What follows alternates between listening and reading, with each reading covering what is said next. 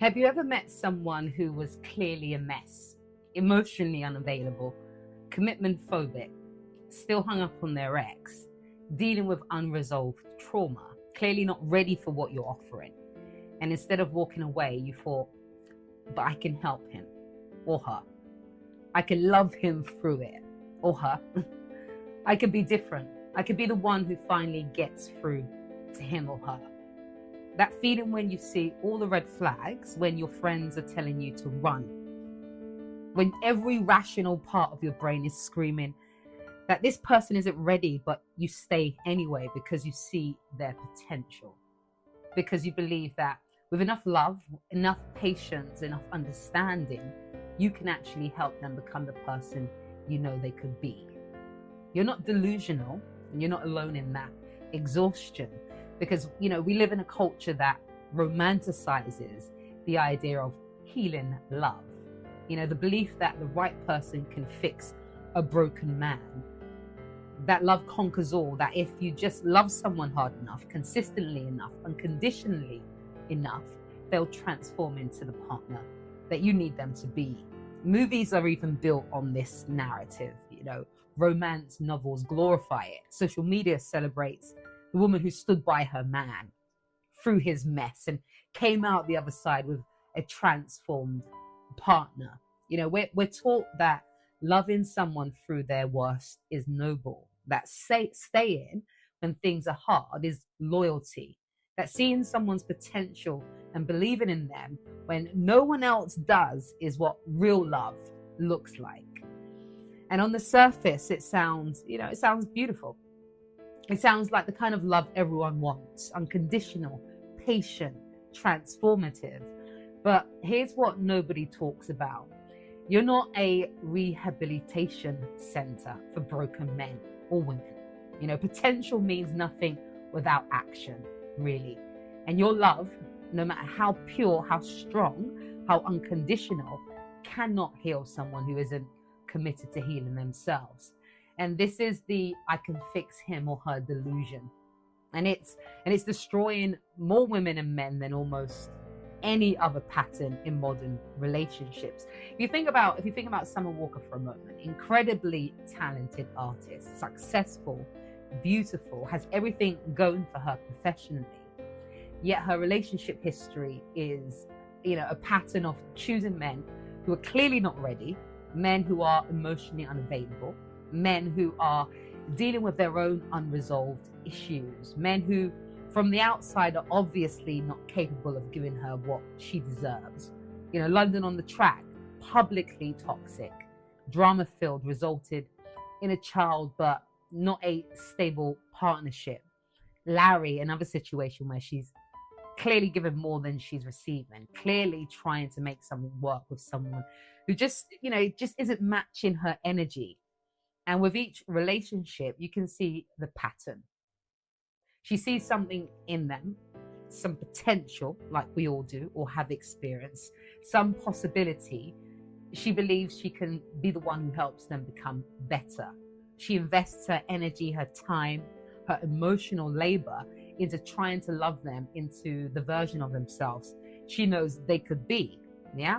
And each time she just ends up heartbroken, exhausted, posting cryptic messages about being tired of trying, about giving her all and getting nothing back, about loving someone who couldn't love her the way she deserved.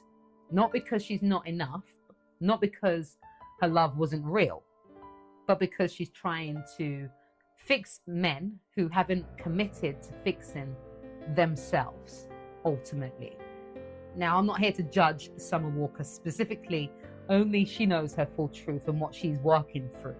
Okay, but her public pattern represents something millions of women experience. This exhausting cycle of dating someone's potential instead of their reality. Believing your love can heal them and being devastated when they stay exactly who they were when you met them. And here's what I know for sure. This isn't just happening to celebrities in messy relationships. It's happening everywhere. It's happening to the woman who's dating a man who just needs time to get over his ex, and she's been waiting for 2 years. It's happening to women who's with someone who's working on themselves, but never actually goes to therapy, never actually changes his behavior, never really actually does the work. It's happening to women who sees a good man buried underneath layers of trauma and beliefs.